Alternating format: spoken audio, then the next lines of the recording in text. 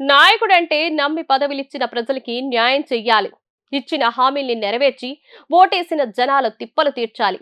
కానీ ఎలక్షన్ల సమయంలో అమలు కాని హామీలిచ్చి గెలిచాక ప్రజలకు మొహం చాటేసి మళ్లీ ఎలక్షన్స్ వచ్చినప్పుడు మాత్రం నేను మీ మనిషిని అంటూ ప్రచారం చేసుకోవడమే ఈటెల లాంటి నేతల నైజం అంటూ విమర్శించారు మల్కాజ్గిరి కాంగ్రెస్ అభ్యర్థి సునీత మహేందర్ రెడ్డి.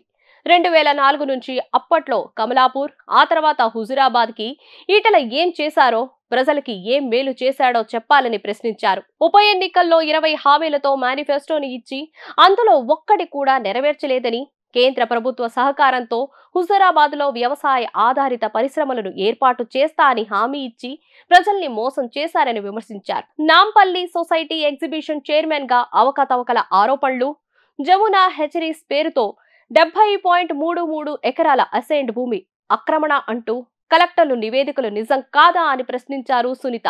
మేం నాన్ లోకల్ అంటూ విమర్శిస్తున్న ఈటెల హుజురాబాద్ ప్రజలకి ఎప్పుడు అందుబాటులో ఉన్నారు? హుజురాబాద్ లో ఓడిపోయాక అటువైపు చూడడమే మానేసి అక్కడ ప్రజల్ని కలిసిన దాఖలే లేని ఈటెల కాంగ్రెస్ అభ్యర్థి లోకల్ కాదంటూ చెప్తున్న మాటలు వింతగా ఉన్నాయంటూ మండిపడ్డారు సునీత. బీఆర్ఎస్ లో ఉంటే తన అక్రమాలు సాగవని, బీజేపీలో చేరి అక్కడ గ్రూప్ రాజకీయాలు చేసి చివరికి పార్టీలో ఆయనను ఎవరూ పట్టించుకోని స్థితికి దిగజారిన ఆయన ప్రజలకే న్యాయం చేస్తానన్నారు సునీత.